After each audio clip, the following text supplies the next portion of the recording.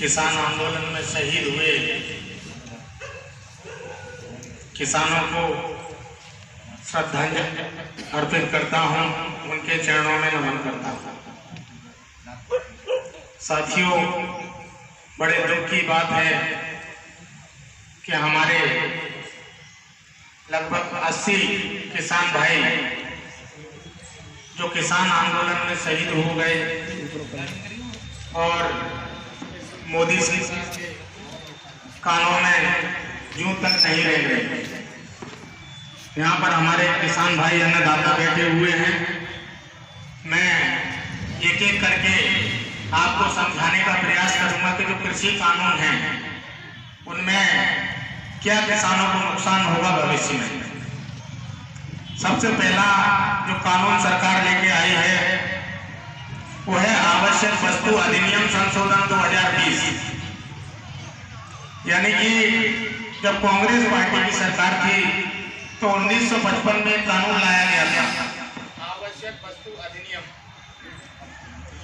उस कानून के तहत जो भी आवश्यक वस्तुएं थी मनुष्य को खाने के लिए, जिसमें दलहन, तिलहन, आलू, प्याज, इनका क्षमता से ज्यादा भंडारण स्टोरेज नहीं किया जा सकता था और इन चीजों को आवश्यक वस्तु अधिनियम की सूची में रखा गया था। तो सीधी बात है, इनका भंडारण ज्यादा नहीं होता तो काला बाजारी पर रोक लगी हुई थी। समझ रहे हैं आप लोग? इस नियम से काला बाजारी पर रोक लग गई थी। अगर किसी चीज का क्षमता से अधिक भंडारण होगा तो काला बाजारी मार्केट में बढ़ जाएगा। जैसे मान लो अपने यहाँ आलू का उत्पादन होता है और आपने देखा होगा कि आलू जब उसकी खुदाई होती है तो 2 या 3 रुपए किलो मिलता है। अब ये लोग क्या करेंगे, जो बड़े बड़े पूंजीपति हैं वो ठेके से अपने, जैसे उन्होंने बोल दिया कि चंबल का ठेका आप ले लो, चंबल के आलू आप खरीदो, तो पूरे चंबल क्षेत्र के आलू खरीद लेंगे ये लोग।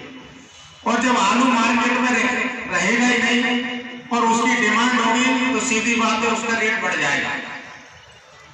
तो ये लोग उसको जो भंडारण क्षमता उसको अनलिमिटेड कर दिया है, चाहे जितना आप भंडारण कर सकते। पहले ऐसा नहीं था। तो इस कानून में इस चीज का खामियाबा यही होगा कि काला बाजारी सबसे ज्यादा बढ़ेगी।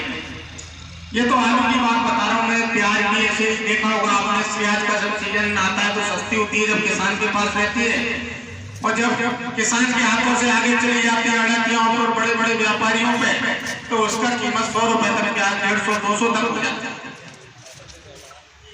जब ये कानून था तब ये स्थिति थी, अब वो कानून खत्म कर दिया तो स्थिति और बद से बदतर हो जाएगी। दूसरा एक कानून है जिसके तहत कि सरकार ने ये कहा है कि किसान अपने अनाज को कहीं भी किसी भी मंडी में ले जाकर बेचे और मंडियां टैक्स फ्री कर दी है, यानी कि मंडियों में टैक्स नहीं लगेगा। तो इससे क्या होगा कि टैक्स से मंडियां चलती थी, जो एपीएमसी मंडियां हैं, जो सरकारी खरीद केंद्र है वो चलते थे। अब जब मंडियों को टैक्स नहीं मिलेगा तो वहां पर जो कर्मचारी काम कर रहे हैं उनका वेतन कहां से आएगा? जब उनका वेतन नहीं आएगा तो धीरे धीरे ये मंडियां बंद हो जाएंगी। और दूसरी बात कि जब मंडियां अगर नहीं रहेंगी और जो बड़े बड़े व्यापारी हैं, मैं जैसा मेरा मानना है, मैं कृषि का स्टूडेंट रहा हूँ, उस हिसाब से आपको बता रहा हूँ कि अपने यहाँ एक जियो की सिम आई थी। पहले जियो ने लोगों को फ्री दिया कि ताकि लोगों को उसकी आदत पड़े।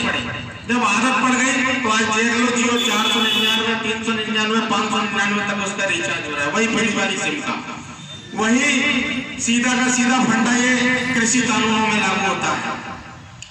ये लोग क्या करेंगे कि मंडियों से बाहर आपको अनाज को अधिक रेट में खरीदेंगे, 1 साल 2 साल 3 साल। तो किसान ये सोचेगा कि मंडी में ले जाने से फायदा क्या है, हमें यही उसका दाम अच्छा मिल रहा है, हम मंडी में क्यों ले जाएं। जब एक समय ऐसा आएगा कि मंडी, सरकारी मंडियां बंद हो जाएंगी तो वही व्यापारी आपसे अपने मन जैसे भाव से, आपने कहा कि हम अपना गेहूं का भाव 2000 रुपए प्रति क्विंटल देंगे, वो कहेंगे हम तो 1500 नहीं खरीदेंगे, अब कहाँ जाओगे आप? क्योंकि सरकारी मंडियों पे तो आप दबाव बना सकते हो। एमएसपी कानून के हिसाब से आप बोल सकते हो कि हमें अपनी मिनिमम सपोर्ट के हिसाब से जो आपने गेहूं बाजरे का धान का जो भी रखा है उस हिसाब से चाहिए, वहां किससे बोलोगे? क्योंकि सरकार ने अभी एमएसपी के खिलाफ में उसमें समर्थन में कोई कानून नहीं बनाया है। जो न्यूनतम समर्थन मूल्य है, हमारे किसान भाई वहां पर जो डटे हुए हैं इसी कानून को बनाने के लिए भी वहां धरना प्रदर्शन और आंदोलन कर रहे हैं। तीसरा कानून मैं आपको बताऊंगा जो कॉन्ट्रैक्ट फार्मिंग का कानून है। कॉन्ट्रैक्ट फार्मिंग में एक व्यापारी सीधा किसान से संपर्क करता है कि आपने आलू उगाए, प्याज उगाई, हम 5 साल के लिए आपसे एग्रीमेंट करते हैं, हमें इस रेट में आप आलू चाहिए। इसमें इन्होंने क्या किया है कि पहले अगर व्यापारी किसान के साथ कोई धोखाधड़ी करता था तो उसकी FIR या रिपोर्ट पुलिस में दर्ज कर सकते थे।